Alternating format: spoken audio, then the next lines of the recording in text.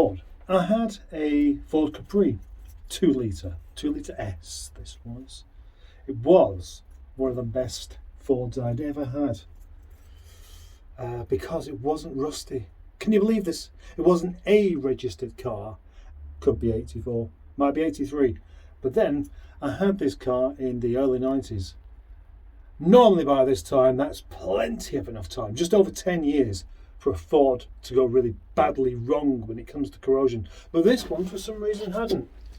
Somebody had looked after it. Somebody liked it.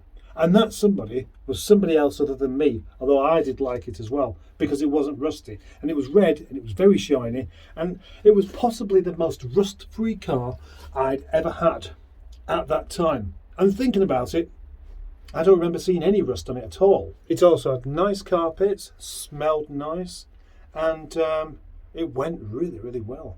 In fact, I always thought the 2 litre felt quicker than the 2.8, and I know that's not really possible, but it just felt like it. It felt really nippy.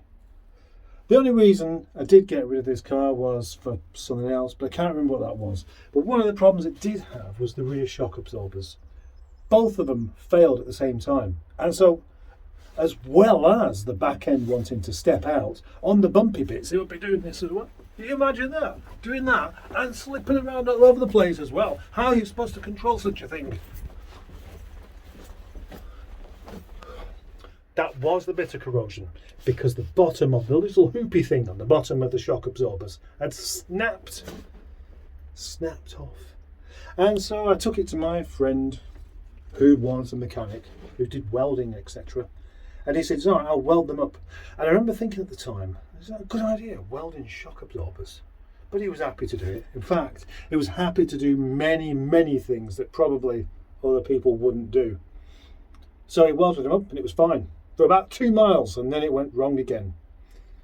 As I said, this was a rather lovely car, and I can't remember why I got rid of it. Maybe it's because I bought him on Tego.